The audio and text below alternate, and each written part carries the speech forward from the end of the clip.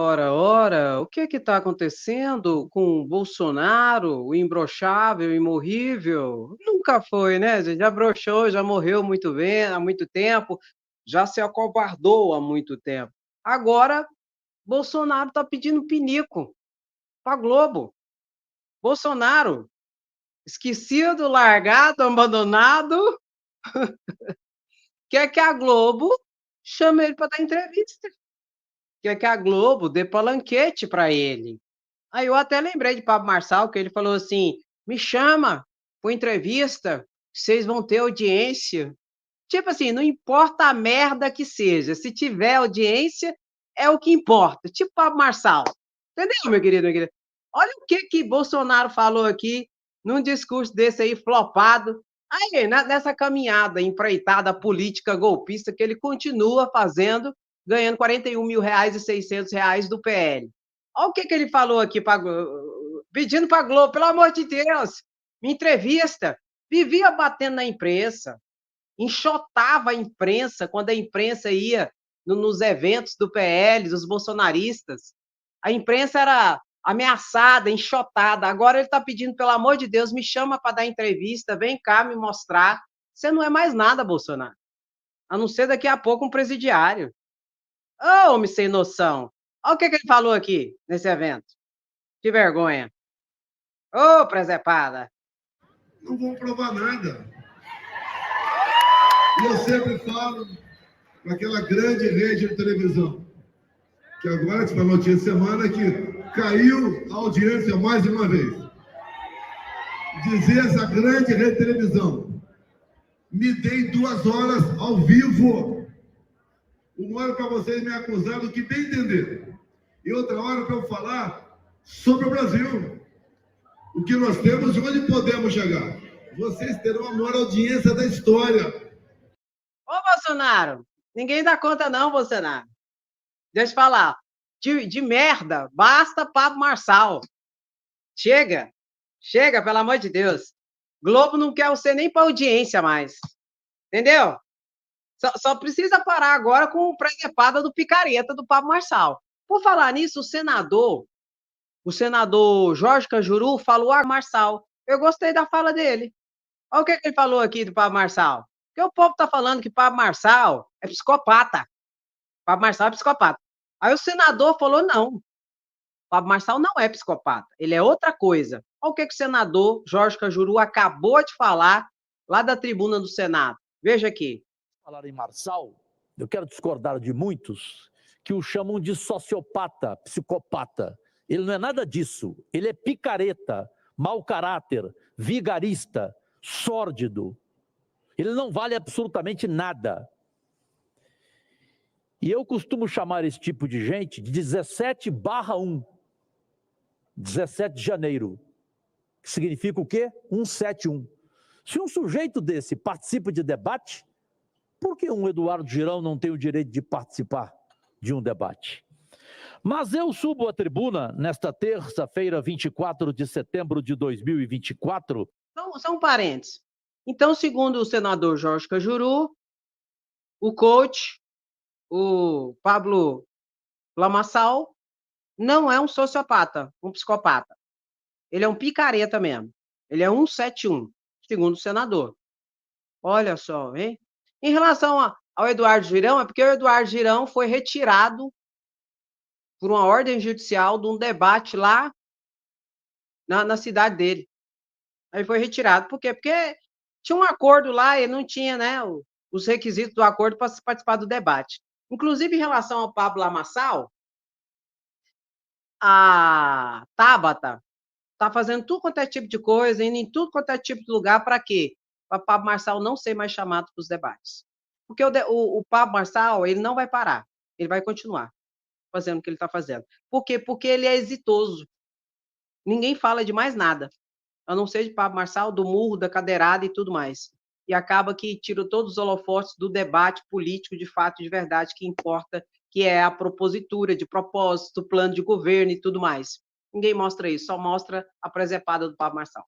Inclusive, saiu pesquisa, agora, a pesquisa Quest. Pesquisa Quest saiu agora, em relação à Prefeitura de São Paulo. Vamos ver aqui como é que ficou? Aqui, ó. Olha aqui. Está empatado ainda. Pesquisa Quest, saiu agora. Nunes está com 25% das intenções de votos, Boulos com 23% das intenções de votos e Marçal com 20% das intenções de votos. Permanece empatado, empate técnico aqui entre os dois. A Tabata está com 8% das intenções de votos e o Datena caiu, está com 6% das intenções de voto. Entendeu, meu querido? Tem que tirar da política tipos como o Lamaçal. Não combina, não dá. Onde entra gente desse jeito, a política sai. E só fica o picadeiro, a palhaçada. Ou melhor, no contexto, só fica o lamaçal, infelizmente. Meu querido, inclusive, dentro desse contexto, não tão no contexto, não é? De que Bolsonaro está pedindo pinico para a Globo, e, pelo amor de Deus, pedindo holofotes para a Globo, o que ocorre? O Procurador-Geral da República, você sabe que ele pediu para que seja concretizada a parte da decisão judicial que foi dada pelo colegiado, pela primeira turma do Supremo Tribunal Federal, concorde com a decisão monocrática de Alexandre de Moraes, de multa contra o X, de bloqueio do X, de exigência de apresentação do representante legal da empresa, bem como obediência a todas as ordens judiciais por X Brasil aqui em relação ao bloqueio de perfis. Aí tem essa parte da decisão, que é a multa para todas aquelas pessoas que postarem ou que tiverem postado durante o período de bloqueio do X Brasil, onde que o Procurador-Geral da República notificou Alexandre de Moraes para que seja observada essa parte do acórdão, da decisão da turma do Supremo Tribunal Federal. Aí Alexandre de Moraes concordou e mandou para a Polícia Federal investigar, e a Polícia Federal, então, dá os nomes de todos, porque esses serão multados, 50 mil por dia, por publicação no X durante esse período que ele estiver bloqueado. Notadamente, a partir da quarta-feira passada, em que o X conseguiu, a partir de uma atualização e instabilidade do sistema, segundo o X, que a gente sabe que não é, que foi uma manobra escusa, segundo a Anatel, para restaurar o sinal do X, e eles não conseguiram. E muita gente publicou. O que ocorre? O Procurador-Geral da República fez uma observação específica para que a multa seja aplicada de 50 mil reais, não será para todos, segundo o pedido do Paulo Gonet ao ministro Alexandre de Moraes. Será aplicada tão somente àqueles que fizerem publicações ou que fizeram publicações de propagação de ódio e de ataque ao sistema eleitoral. Esses, muito possivelmente, serão multados com uma multa de 50 mil reais. Aqui, ó. Multas por uso do X devem atingir usuários que espalharem discurso de ódio e fake news, define PGR, especialmente em relação à democracia, à pleita eleitoral e ataque a instituições com calúnia, difamação, injúria, deboche, etc. e tal. E a Polícia Federal, então, está catalogando quem fez isso. Quem fez isso vai ser multado em 50 mil reais por dia, que é a parte da decisão que ainda não foi cumprida. Nós sabemos que Sérgio Moro publicou, Bolsonaro publicou, o Deltan Dallagnol publicou, Eduardo Bolsonaro publicou, Nicolas Ferreira publicou. É lógico que esses que são deputados e senadores, eles vão falar que a imunidade parlamentar deles dá liberdade para isso. Não dá. A imunidade parlamentar dá ampla liberdade na manifestação de votos, palavras e opiniões. Não dá a liberdade ou o direito de desobedecer ordem judicial. Então, vão se lascar. O que eu acho? Eu acho é pouco. Tem que ter um mínimo de justiça e um mínimo de ordem. Senão, nós vamos virar um país sem lei.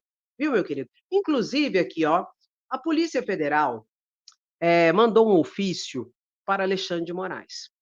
A Polícia Federal quer ouvir novamente o coronel Naime e o coronel Souza. Souza? Acho que é Souza. Armando? Não sei. Esses dois aqui, ó. Esses dois coronéis que já foram denunciados pela Procuradoria-Geral da República por omissão imprópria, é aquela omissão mais grave que ocorre quando o servidor público, o policial, tem o dever de agir para evitar um resultado lesivo e ele simplesmente, não observando as suas funções, as funções do seu cargo e atribuições, ele se omite. Eles foram já denunciados, 5 coronéis, um tenente, um major da Polícia Militar do DF.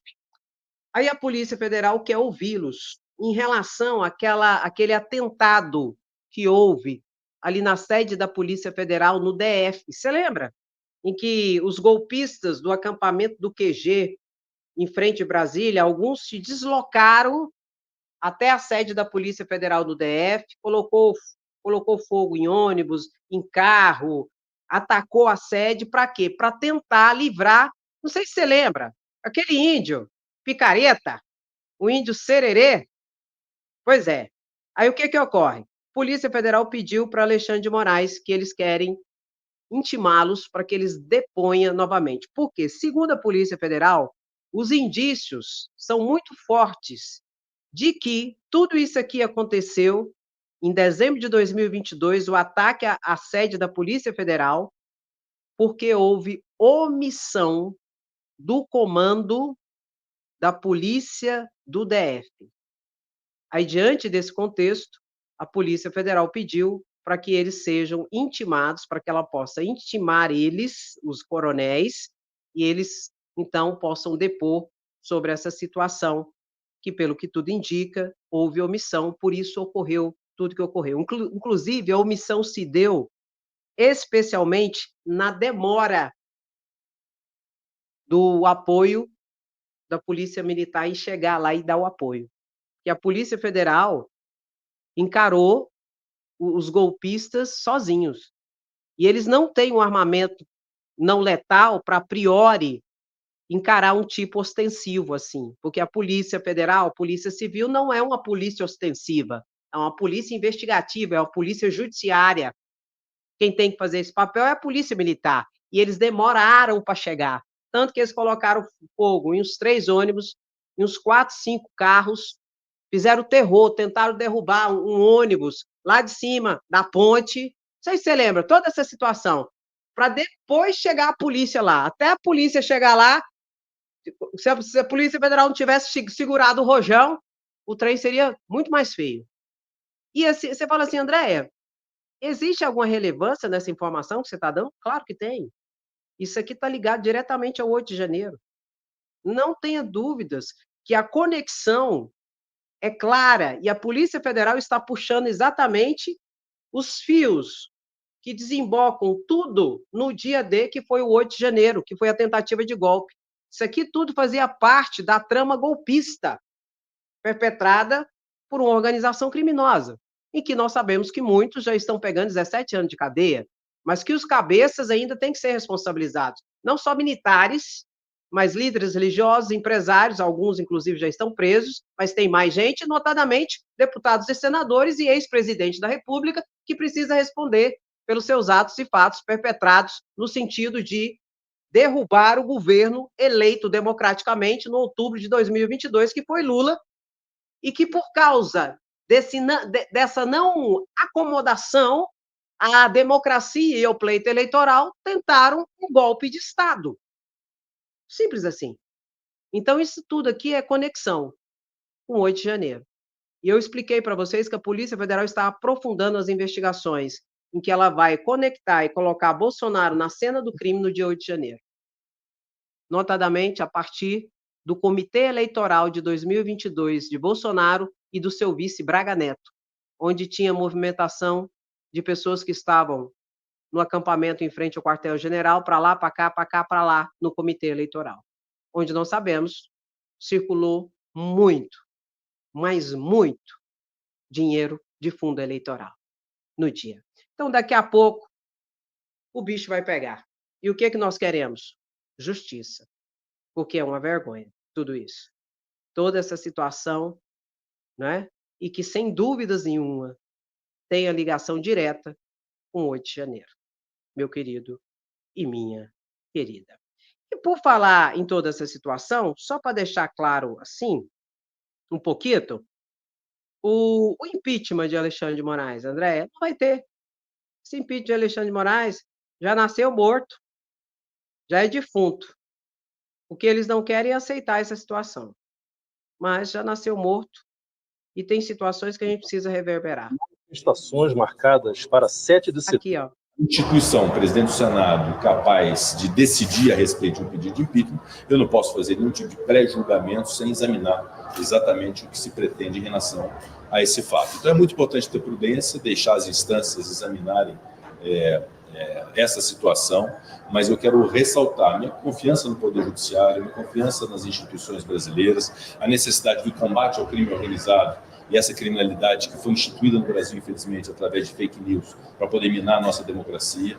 Então, obviamente, nós temos que estar dentro dessa compreensão de que há a necessidade do cumprimento do devido processo legal, eu nunca vou abrir mão de exigir o devido processo legal, o contraditório, a ampla defesa, mas, por outro lado, nós entendemos que há muito pouco tempo atrás nós estávamos enfrentando um 8 de janeiro em que as pessoas invadiram a sede dos 3 poderes, pretendiam intervenção militar, pregavam a invocação ao AI-5, que gerou no Brasil uma excepcionalidade muito grande, e pretendiam, inclusive, sacrificar, prender autoridades públicas nesse golpe de Estado que desenhavam e que ensaiavam. Então, nós não podemos esquecer, nem a imprensa, nem nós, que nós vivemos tempos muito sombrios no Brasil, de antidemocracia, de intolerância, de ódio, de divisão, com manipulação de mentes, com uso de rede social de maneira criminosa, e essas pessoas têm que responder na justiça. Como presidente do Senado, depois de 3 anos e 7 meses, vou ter muita prudência em relação a esse tipo de tema para não permitir que esse país vire uma esculhambação de quem quer acabar com ele. Pronto. Então, assim, impeachment não vai ter. Pronto, acabou. Isso é só presepada de gadinho, de deputado, senador desesperado. Só isso, mais nada. É só mais 24 horas. Já fizeram vacinar, já fizeram manifestação, já fizeram tudo e nada com nada. Então não vai ter. É só um ato dos desesperados. Meu querido, acabou de sair aqui, ó, a revogação do mandato de prisão de Gustavo Lima. O tribunal derrubou a decisão da juíza Andréia e caiu o mandato de prisão de Gustavo Lima. Um absurdo para mim, né? Porque para mim, ele estava até foragido. Minha opinião. E a suspeita, segundo a juíza, é que ele escondeu aqui, ó, o dono do jogo de bets lá, do jogo, e a esposa dele. Ele foi para a Grécia, e da Grécia ele passou na Espanha, e quando ele voltou para o Brasil, ele não estava com os dois, que já era foragido da justiça. Além disso, as empresas de Gustavo Lima recebeu quase 50 milhões de reais o ano passado, em decorrência dos bets de jogos e tal, coisa, toda essa situação, não é? E não foi só ele que foi solto, não, aqui, Deolane também foi solta. O juiz revogou também a prisão dela e ela também foi solta. E agora, José? Será que vai ter a justiça mesmo? Ou vão esquecer, colocar na gaveta e esquecer? Não é? Vamos acompanhar. Mas eu já disse e vou repetir. Para mim, isso aqui é só a ponta do iceberg. Vai ter mais pessoas envolvidas nessa questão de jogo, de cassino, uma questão muito deplorável para qualquer nação, porque isso foi feito para tirar dinheiro de trouxa. Gente, isso foi feito para eles ganharem, e não para quem está jogando ali ganhar alguma coisa. Tá? Então, não entra nessa roubada, não. Não entra nessa loucura desse povo, não. E por falar em justiça, que o Moraes negou o pedido da Controladoria Geral da União para acessar provas no caso de joias. O que ocorre? A Controladoria Geral da União pediu acesso às investigações e às provas que a Polícia Federal já alcançou em relação a toda a situação de ladroagem das joias, envolvendo Bolsonaro e mais 11 pessoas. Aí, Alexandre de Moraes analisou, deu para o Procurador-Geral da República se manifestar sobre isso. A gente dá acesso à Procuradoria-Geral da República, das provas que já se alcançou ou não? O Procurador-Geral da República se manifestou e disse, ó, Vamos dar acesso para ninguém agora. Aí o gadinho vem, deputado, senador, vem, ai, ditadura, sigilo, ninguém tem acesso a nada. Aí o Procurador-Geral da República que falou, minha opinião, meu parecer, não é para dar acesso para ninguém. Está na fase investigativa. Não obstante a Polícia Federal tenha concluído o inquérito da ladroagem das joias, ele mandou para o PGR se manifestar. Arquiva, denuncia ou pede mais diligência. O PGR pediu mais diligência sobre um kit de joias, um dos mais caros, o kit de brilhante rosé. O Procurador-Geral da República pediu mais algumas informações sobre esse kit. Aí veio a Controladoria Geral da União pedindo acesso às informações sigilosas da Polícia Federal. Por quê? Porque a CGU está investigando alguns servidores públicos que pode ter contribuído para a ladroagem das joias durante o governo Bolsonaro. E a CGU, que está abrindo inquérito administrativo, está abrindo sindicância, está abrindo PAD, processo administrativo disciplinar, e quer esse acesso para saber se servidores públicos de fato de verdade ajudaram na ladroagem das joias, para que eles sejam responsabilizados administrativamente, funcionalmente. Aí o PGR e Moraes disse: não, ninguém vai ter acesso agora. Espera. Aguarda e espera. Quando tiver a conclusão da investigação, toda a investigação, será dado acesso publicamente para todo mundo. Mas depois que tiver concluído, tudo. E é por isso que eu sempre falo para vocês aqui que Paulo Gonet não é Augusto Aras. Se tivesse que arquivar, já tinha arquivado. Já pegava, falava, arquivado, igual Augusto Aras. Paulo Gonet não. Paulo Gonet, ele é detalhista. Ele pede mais diligência, pede isso, pede aquilo, pede aquilo, para quê? Porque ele vai fazer denúncia. Porque se não fosse assim, ele não pedia. Para que ele vai pedir? Se ele fosse arquivar, que nem o Augusto Aras. Então, bota. Paulo Gonet, não é Aras. E esse é o desespero, viu? Da trupe bolsonarista que está aí, pedindo impeachment de Alexandre de Moraes, atacando o Supremo, pauta anti-STF. Esse é o desespero. Porque sabe que hoje o Supremo não é aquele mesmo Supremo manietado por Bolsonaro, que a Polícia Federal não é aquela sequestrada por Bolsonaro quando presidente, que o PGR não é aquele Augusto Aras, engavetador, quando Bolsonaro era presidente. E eu sempre gosto de ressaltar nesse ambiente, a partir dessa observação, que se Bolsonaro não conseguiu derrubar Alexandre de Moraes enquanto ele era presidente da República, que tinha a Polícia Federal sequestrada, tinha o Procurador-Geral da República calado, na mão, que engavetava tudo, tinha o Congresso Nacional mamando nas tetas da República com as emendas secretas. Mesmo assim, Bolsonaro não conseguiu derrubar Alexandre de Moraes. Você acha mesmo que agora, que ele não é nada, a não ser daqui a pouco um presidiário, vai conseguir derrubar Alexandre de Moraes? Alexandre de Moraes está mais forte do que nunca. Que até o bilionário do Elo Mosquito se lascou, recuou. Tá pedindo pinico pro Supremo Tribunal Federal. Ah, me poupe. Só mais 24 horas. 24 horas, tá de boa. Meu querido, eu quero colocar aqui um tico-tico pra gente ver junto. Olha aqui. Ai, ai. Não vou mostrar. Sei que eu não vou mostrar. Eu não vou ler, por que vocês ficam colocando isso aqui, gente? Pra que vocês ficam colocando? Vocês colocou o Silas Malafaia aqui pra mim? Eu não vou botar o Silas, não. Não, ninguém suporta o Silas Malafaia, não. Eles colocou o Silas Malafaia porque é o seguinte, Silas Malafaia soltou mais um vídeo. Silas Malafaia tá soltando de 2 a 3 vídeos por dia, só atacando o Pablo Picareta, o Lamaçal. Aí ele fez mais um vídeo hoje falando que o Pablo Marçal, ele veio para dividir a direita, que é um picareta, que veio para dividir a direita. Ó, e tá fazendo muito bem. Parabéns, Pablo Marçal. Você está dividindo a direita, a extrema-direita, você está dividindo tudo. Muito, muito bom. Parabéns, continue assim. Porque enquanto você estiver fazendo isso, você ajuda a esquerda. Viu? Continue assim. Eu não vou colocar o Silas Malafaia aqui, não. Nem a pau, Juvenal. Mas esse aqui, eu vou colocar.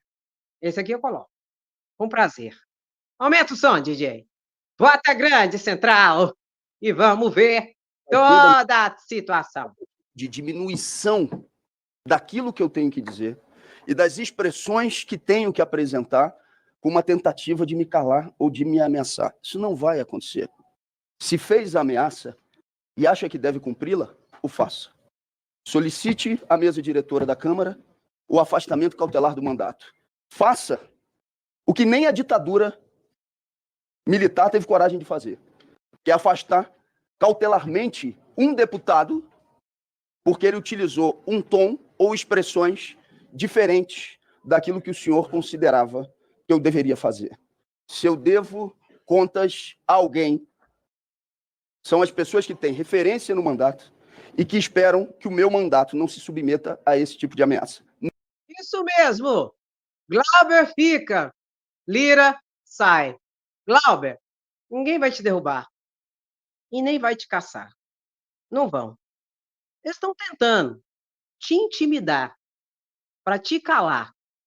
Mas te caçar, eles não vão. Eles não vão ter peito para isso e não tem nem tempo. Nesse momento, é o pior momento. Porque o algoz da história, o Lira, ele está preocupado com outra coisa agora, especialmente, que é tentar fazer o sucessor dele na presidência da Câmara, que vai ter eleição no início do ano que vem. E nesse momento, não vai caçar, não. E ele vai cair. Glauber fica, Lira sai. E Lira vai sair da presidência da Câmara de Deputados Federais, literalmente. Por isso, Glauber, o Brasil está contigo, na sua força. E pronto, acabou. E eu já falei também. O Lira tá com um problema. Porque hoje ele tem uma sombra. E a sombra é grande, menino. Flávio Dino. Que está indo a fundo nessa presepada das emendas parlamentares, de PIX e de toda a situação aí, investigando 20 parlamentares, 3 já foram denunciados do PL, já são réus, e Flávio Dino deu a ordem para desarquivar a questão do kit robótica, que está envolvido diretamente um assessor de Arthur Lira. Então, Lira tem muita coisa para preocupar, viu? Mas vai na força e vai para cima. A luta é uma realidade. O Senado... Então, bota aí. Glauber fica. Lira sai. E Dino, eu autorizo. Xandão, eu autorizo. Inclusive, o senador aqui, ele foi falar um pouco aqui de economia. Deixa eu ver se ele está aqui. Ele está aqui ainda. O senador Jorge Curiú, vou falar de economia. Veja o que ele falou aqui. Para manifestar satisfação pelo quadro do emprego no Brasil, que felizmente só tem feito melhorar. Eu que comecei a trabalhar com 8 anos de idade, sei o quanto isso é importante. Pois bem, o último levantamento divulgado pelo Instituto Brasileiro de Geografia e Estatística mostra que a taxa de desocupação, mais conhecida como taxa de desemprego, foi de 6,8% no trimestre encerrado em julho, segundo a Pesquisa Nacional por Amostra de Domicílios. O índice 6,8% fica bem abaixo do registrado no mesmo período do ano passado, que foi de 7,9%. Mais importante ainda, segundo o IBGE, essa é a menor taxa para um trimestre encerrado em julho deste início da série histórica em 2012. Outro recorde atingido no trimestre encerrado em julho envolve a população ocupada, que devido à alta de 1,2%, agora é estimada em 102 milhões de pessoas. Em contrapartida, Brasil brasileiro, o número absoluto de desocupados vem caindo, são 7,4 milhões de pessoas. Ainda é um enorme contingente, mas representa queda de 12,8% na comparação com o mesmo trimestre do ano passado. O rendimento real de todos os trabalhos ficou estável no trimestre encerrado em julho. O valor é de R$ 3.206, que representa o crescimento de 4,8% no ano. Faço aqui tradução deste quadro favorável, citando a coordenadora de pesquisas domiciliares do IBGE, Adriana Beringui. Abre aspas. Temos uma melhoria importante da renda do trabalho e boa parte do consumo vem dessa renda. Há uma expansão do consumo das famílias que gera mais demanda por bens e serviços e, por consequência, mais demanda por trabalho. O mercado de trabalho gera demanda para si próprio. Fecha aspas. Cabe aqui, então, lembrar a existência de um preceito econômico, elaborado nos anos 1960, pelo economista norte-americano Arthur Ocklin, pelo qual o produto interno bruto e taxa de desemprego manteriam uma relação inversamente proporcional. Em outras palavras, senhoras e senhores, meus únicos patrões, o crescimento econômico aumenta na medida em que aumenta a taxa de crescimento de emprego, ou seja, na medida em que cai a taxa de desemprego, que seja válido para o Brasil. A taxa de desemprego em nosso país fechou 2022 com 9,6%. Em 2023, primeiro ano do governo Lula III, ela caiu para 7,8%. Agora, mais baixa ainda, está em 6,8%. Meu querido, é por isso que os bolsonaristas estão tão desesperados. Porque Lula, não obstante toda a tentativa de sabotagem do governo, o governo Lula consegue ainda trazer resultados positivos no campo da economia. Hoje o desemprego está 6,9%, não é? Então isso é muito expressivo. E isso causa um pânico nos bolsonaristas, porque eles não querem que Lula consiga ser tetra em 2026. Aí eles tentam sabotar o governo de tudo quanto é jeito. Não é? E isso está muito claro. Só não vê quem não quer. Aí você fala assim, você não vai falar do Pablo Maceta, não? Você não vai mostrar o vídeo, quebra, pacapá, papapá? Não, não vou não. Eu vou botar outra coisa aqui. Mais propositiva, que o Pablo Marçal queria exatamente tampar, é o que nós vamos mostrar. Aqui, ó, Boulos falando. Vamos botar isso. Entendeu? Curte, compartilha e vamos para cima. Sabe o que vai estar em jogo nessa eleição? Domingo, dia 6 de outubro? Isso aqui, ó. A vida desse povo. De todas as periferias, de todas as favelas, de todas as comunidades de São Paulo.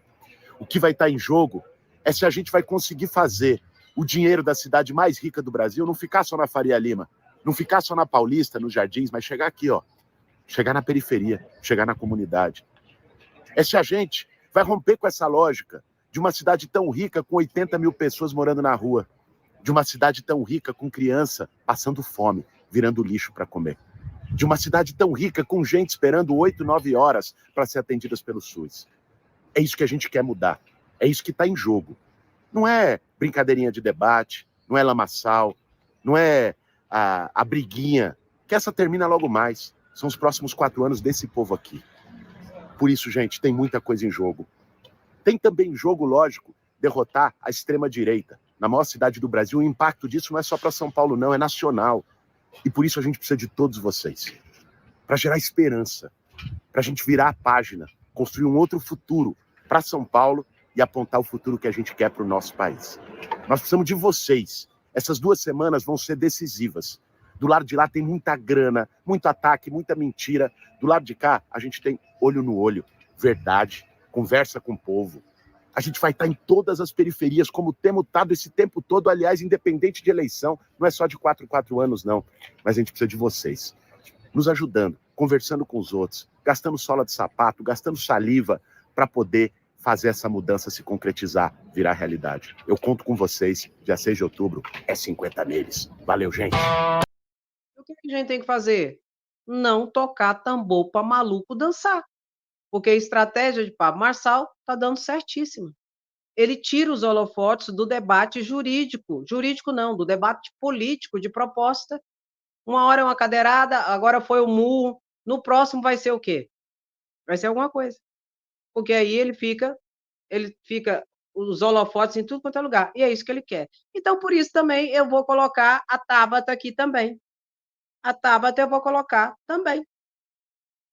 Porque é isso para isso que a gente tem que dar holofote, e não para a patifaria do lamaçal. O jogador 1 nasceu em Pinheiros, filho de uma advogada e de um empresário. E o jogador 2 nasceu em Parelheiros, filho de uma diarista e de um ajudante de pedreiro. Os dois vão crescer em São Paulo. O objetivo do jogo é vencer na vida. O jogador 1 vai para uma creche particular e se desenvolve desde cedo. Avance uma casa. Na creche municipal falta equipe, estrutura e investimento. Perca a primeira infância. O jogador 1 vai estudar numa das melhores escolas particulares do Brasil. Avance uma casa. Na escola municipal falta professor. Como 2 a cada 3 crianças de São Paulo, o jogador 2 não aprende a ler na idade certa. Fique 1, 2 ou até 3 anos sem jogar. O jogador 1 vai se formar e seguir direto para a faculdade de elite. Avance 2 casas.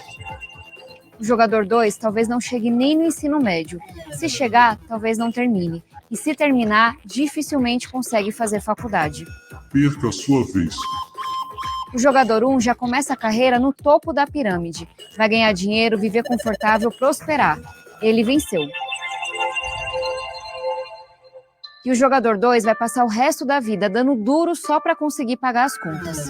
Esse é um jogo de cartas marcadas. Claro que tem gente que nasce na periferia e vence, mas são poucos, porque a disputa é injusta. Eu quero ser prefeita para mudar as regras, começando do começo. As creches vão funcionar até às 7 da noite. Eu vou criar 32 centros da primeira infância. Todas as crianças de São Paulo vão receber atenção desde o começo da vida. Vamos colocar todas as crianças em horário integral, com robótica, programação e o dobro de aulas de inglês. Vamos valorizar os professores, comprar equipamentos e garantir que todas as crianças de São Paulo aprendam a ler na idade certa. Ainda no ensino fundamental, o jogador 2 vai receber o pé de meia, que eu criei como deputada e já ajuda 3 milhões de alunos do ensino médio a continuar na escola. Aqui em São Paulo, vai ser pago desde o 9º ano. E todo ano, o melhor aluno de cada escola municipal vai ganhar um intercâmbio fora do país. Então imagina o jogador 2 no 9º ano, estudando nos 2 turnos, recebendo o pé de meia e se dedicando aos estudos para poder viajar. Muda tudo, né? E quando entrar no ensino médio, ele vai participar do Jovem Tech. O estudante ganha um curso numa empresa de tecnologia e já sai empregado e com bom salário, exatamente como o jogador 1. A gente nunca vai acabar totalmente com a desigualdade. Quem nasce numa família rica vai sempre ter alguma vantagem. Mas a minha missão é diminuir esse abismo. É para isso que eu vou ser prefeita de São Paulo, para dar a todas as crianças a chance de vencer o jogo da vida. É 40. Pronto. É esse que tem que ser o debate. Mostrar os candidatos com as propostas, com trabalho, etc e tal. E não pancadaria. Uma hora uma cadeirada, uma hora o murro, e eu já estou até imaginando o que será o próximo. Ou anulam Pablo Marçal, ou ele vai continuar aprontando. Por quê? Ele só tem isso para dar. Ele não tem mais nada para dar. Bota aí, ó, fora lamaçal. Meu querido, Lula está nesse momento no grupo da ONU em defesa da democracia. Estão debatendo os países que compõem a ONU. O que fazer? O que ocorre com tanto ataque à democracia? O que pode ser feito pelos países, pelas nações, pela defesa da democracia? Vamos mostrar e reverberar o que vale a pena. Lula falando agora lá no Conselho da ONU sobre a proteção da democracia. Vamos ver juntos aqui? Aumenta o som, porque isso aqui vale a pena. Esses temas segurança, identidade nacional e migração são temas que, a partir da esquerda... Lula aqui logo. Como se fossem verdadeiros vândalos, o fake news, sabe? Verdade. E corre risco, não na disputa democrática, mas corre risco por um extremismo negacionista, sabe? De negação das instituições, negação dos valores organizativos da sociedade, um negacionismo que não reconhece sindicato, que não reconhece organização social e que se utiliza da rede social como forma de vender, como se fossem verdadeiros vândalos, o fake news, sabe? Disseminando mentira, disseminando boato, disseminando ódio na sociedade. Eu, então, numa conversa com o presidente Pedro, tivemos a ideia de convocar uma reunião, e o momento era aqui, na reunião das Nações Unidas, para que a gente pudesse juntar as pessoas que quisessem participar conosco desse debate democrático.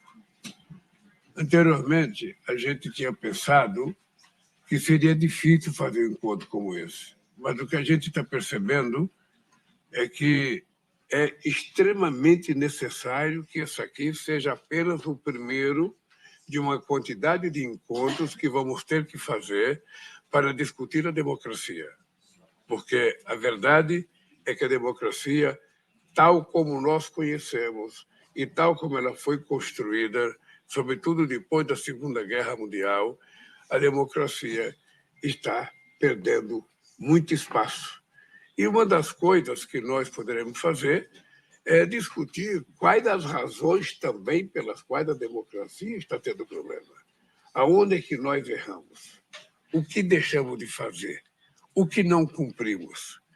E é um novo desafio para nós. Então, eu quero agradecer a presença de todos vocês, de coração. Está faltando aqui algumas pessoas que não puderam vir, o companheiro Olavo Schultz. Ainda ontem tivemos uma reunião, ele não poderia estar aqui. O presidente Biden foi convidado para vir aqui, sabe? E obviamente que ele não pôde comparecer.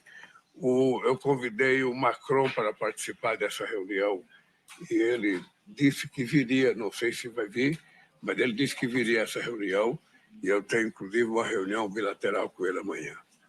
Bem, eu não sei se o meu parceiro Pedro Santos tem alguma coisa para falar na abertura, porque depois tenho uma palavra minha, depois nós vamos ter que abrir a palavra para todos os companheiros que estão aqui. A ideia é que nós temos que ter um tempo muito controlado, né? Eu aprendi nessas reuniões do G20, do G7, dos BRICS, que a gente viaja 18 mil quilômetros para falar 3 minutos, e muitas vezes mais. Mas a gente pode ter uns 4 minutos, 3, 4 minutos, para cada um falar a sua primeira opinião, e depois nós vamos discutir qual é a sequência que nós vamos dar a esse evento. Quem sabe o Chile nos convida para fazer uma lá em Santiago do Chile, para que a gente possa fazer um rodízio também, ou se a gente vai fazer sempre por ocasião do encontro da Assembleia Geral das Nações Unidas. Bem, eu tenho um pequeno discurso. A ideia inicial é que, além de cumprimentar o Pedro Sanches, eu quero agradecer aos ministros que acompanham cada companheiro e companheira que está aqui. Aqui eu estou com a minha esposa, estou com a ministra Esther, estou com a ministra Sônia, estou com o ministro Vinícius, 2 senadores da República, mais o assessor de imprensa, mais o companheiro Celso Amorim, mais o embaixador do Brasil, mais a embaixadora em Washington. Ou seja, a minha delegação é extremamente grande, muito grande, numa demonstração de credibilidade dessa reunião. Então, eu vou falar uma pequena fala, depois passo a palavra para o presidente Pedro Sanches, e depois, então, a gente passa a palavra para vocês.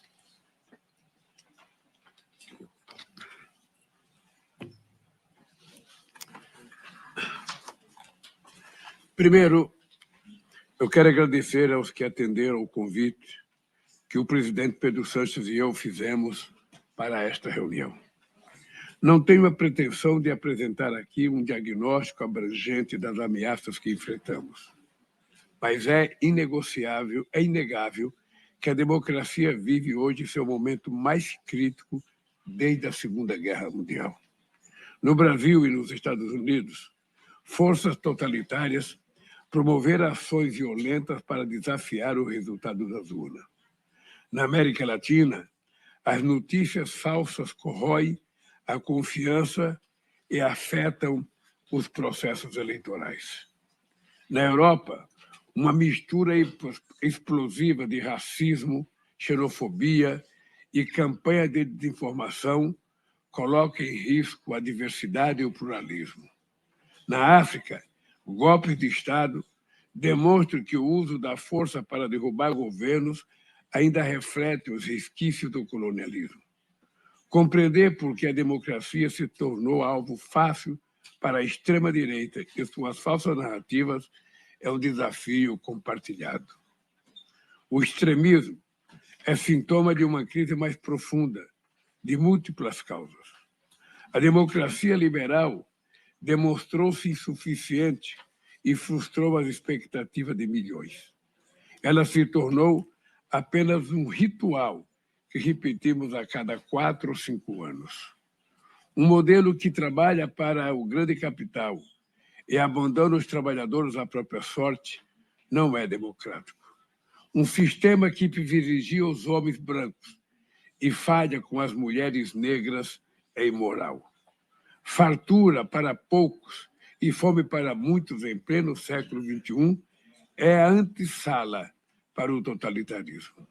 Nossa luta é fazer com que a democracia volte a ser percebida como o caminho mais eficaz para a conquista e efetivação de direitos.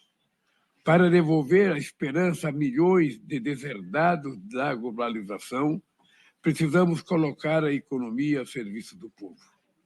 Isso não significa acabar com o livre mercado, mas sim recuperar o papel do Estado como planejador do desenvolvimento sustentável e como garantidor do bem-estar e da equidade. A liberdade de expressão é um direito fundamental e um dos pilares centrais de uma democracia sadia, mas não é absoluta. Encontra seus limites na proteção dos direitos e liberdade de outros e da própria ordem política. As tecnologias digitais ajudam a promover e difundir o conhecimento, mas também agravam os riscos da convivência civilizada entre pessoas. As redes digitais se tornaram um terreno fértil para os discursos de ódio, misóginos, racistas, xenófobos, que fazem vítima todos os dias. Nossas sociedades estarão sob constante ameaça enquanto não formos firmes na regulação das plataformas e do uso da inteligência artificial.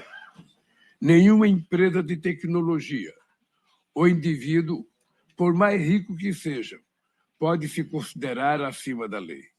Elas precisam ser responsabilizadas pelo conteúdo que circulam. Há novos desafios diante de nós, para os quais ainda não conseguimos encontrar respostas. A extrema-direita também se tornou viável eleitoralmente ao organizar os descontentes em torno de um discurso identitário às avessas. Culpam migrantes, mulheres e minorias pelos problemas da atualidade. E fazem isso tensionando os limites das instituições democráticas. Ceder diante dessas narrativas é cair em uma armadilha. Recuar não vai apaziguar o ânimo violento de quem ataca a democracia para silenciar e retirar direitos. Não há contradição entre coesão social e o respeito à diversidade. O pluralismo nos fortalece. A democracia, em sua plenitude, é base para promover sociedades pacíficas, justas e inclusivas, livres do medo e da violência. Ela é fundamental para um mundo de paz e prosperidade. A história nos ensinou que a democracia não pode ser imposta. Sua construção é própria de cada povo e de cada país. Para resgatar sua legitimidade, precisamos recuperar a sua essência e não apenas a sua forma. A participação social é um dos principais caminhos do fortalecimento da identidade democrática. A democracia não é um pacto de silêncio. Precisamos ouvir movimentos sociais, estudantes, mulheres, trabalhadores, empreendedores, minorias raciais, étnicas e religiosas.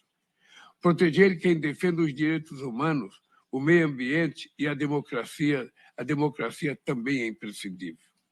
A experiência brasileira mostra que o equilíbrio entre os poderes constituídos e a resiliência e o fortalecimento das instituições são cruciais na proteção desses princípios.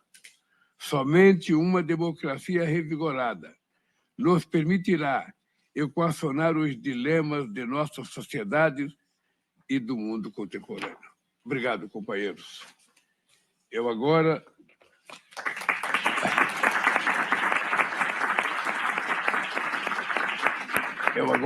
paso a palavra ao companheiro Pedro Sánchez. Muchas gracias, presidente Lula, y gracias a todos y a todas por acudir a esta convocatoria tan necesaria para todos y para todas nuestras sociedades, ¿no? Desde hace algún tiempo, lo contaba antes el presidente Lula y yo, pues venimos debatiendo sobre cómo defendernos de ataques sistemáticos de esta ola reaccionaria que está... Okay. Is it working now? Okay. Bueno, decía que desde hace un tiempo el presidente Lula y yo venimos debatiendo sobre cómo defendernos. ¿No? Is it not working?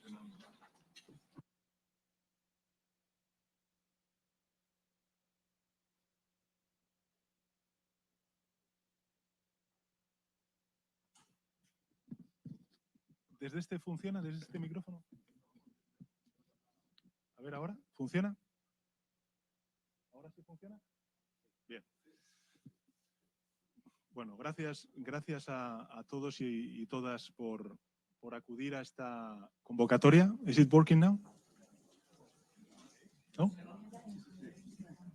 ¿Funciona ahora la traducción? Sí, funciona ahora. Perfecto. Bueno, pues... ¿Cómo venía diciendo que cómo defendernos de ataques sistemáticos de esta ola reaccionaria que está amenazando a todas nuestras democracias, ¿no? Vemos cada día que estos ataques, además, no son un fenómeno aislado, sino que tienen una dimensión transnacional que exige una respuesta coordinada por parte de todos nosotros. Y me gustaría detenerme en tres factores. Alguno ha tocado el presidente Lula y, por tanto, yo voy a ser muy sintético en esa parte que ha tocado hoy el presidente Lula y centrarme en otras que quizá han quedado menos elaboradas, ¿no? Tres factores que, a mi juicio, erosionan la confianza de nuestros ciudadanos en el sistema y sobre los que tenemos que actuar, ¿no? El primero, lo ha dicho el presidente, es la desigualdad, que no quiero tampoco detenerme mucho más en ello para ser lo más resumido posible en mi intervención. En segundo lugar, es la desinformación y la propagación de los discursos de odio. Nunca antes las generaciones habían tenido acceso a tanta información y, paradójicamente, nunca tantas generaciones habían estado más expuestas a la mentira y a la desinformación. Esta es la gran paradoja que vivimos y, por ello, debemos garantizar la libertad de prensa, el derecho a la información veraz, consustanciales al concepto mismo de la democracia. ¿No? Decía el presidente Lula que la democracia no es un pacto de silencio, al contrario, es un debate que tenemos que animar, involucrando también a el conjunto de la sociedad civil. Pero al mismo tiempo es necesario promover la transparencia y la responsabilidad de los medios de comunicación y de las plataformas digitales y muy especialmente de todas aquellas que desarrollan la inteligencia artificial. Tá bom. Meu querido, pouquinho da fala do Pedro Sánchez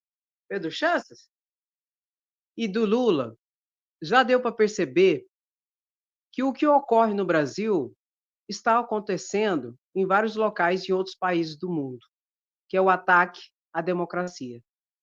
e que a arma que eles têm para En atacar a España acabamos democracia é exatamente as redes sociais. Outros países aqui se manifestaram, aqui estão falando, isso está acontecendo ao vivo e está ocorrendo ainda, França, países da África, enfim. E é tudo dentro do mesmo contexto, redes sociais. Ataques, calúnia, difamação, mentira, desinformação, tudo é a mesma base de ataques à democracia. Trabalha com desinformação, com discurso de ódio, com mentiras e fake news, não só no Brasil. E os democratas, de fato e de verdade, não só no Brasil, mas no mundo, têm que entender que é preciso haver uma junção de forças, a união dos democratas de fato e de verdade, de forma coordenada. Por quê? Porque os de extrema direita, golpistas, eles já estão fazendo isso internacionalmente. Estão havendo, assim, a conjunção de forças de extrema direita para atacar a democracia. A mesma coisa tem que ocorrer em relação aos democratas, para proteger a democracia, a junção de forças. Brasil, Estados Unidos, França e outros países, juntos, os democratas se unirem e agirem de forma coordenada. Por quê? Vou repetir, a extrema-direita está fazendo isso. Então é necessário que os democratas acordem, antes que seja tarde demais. Aqui no Brasil, nós só não tivemos um golpe porque Lula se predispôs a participar do pleito eleitoral, é experiente, capacitado, e o sistema eleitoral tinha ali, na sua liderança, quem? Alexandre de Moraes. Duro, firme, contundente, senão nós tínhamos sido vítimas de um golpe. Então essa situação é muito séria. E continua sendo séria, porque os golpistas continuam tentando sabotar o governo, tentando derrubar ministro do Supremo Tribunal Federal, atacando a Suprema Corte, e isso tudo é de forma metódica, planejada e organizada. Para quê? Para uma tentativa de golpe novamente. Quiçá, se não, sabotar o governo, para justificar, a partir de uma crise, que o sistema não dá certo, que a democracia não dá certo, então que a gente pode conseguir o poder. Então a gente precisa estar alerta. E vou repetir, hoje para dar golpe de Estado não precisa de tropas na rua, precisa de milícia digital para dar golpe de Estado. Então a gente precisa ser um contraponto a essa força de extrema direita, com informação, conscientização e derrubando fake news, e trazendo de fato de verdade conhecimento, conscientização e cidadania. Tá bom, meu querido? Eu quero te agradecer pela sua paciência, sapiência e resistência. Você aí que está aí até agora. Muito obrigado. Dá aquela paradinha. Para quê, André? Porque quem gosta, fica, curte, dá aquela paradinha, curte, comenta, sem anistia, somos resistência, viva a democracia. Pronto, acabou. E é isso aí. E tamo junto.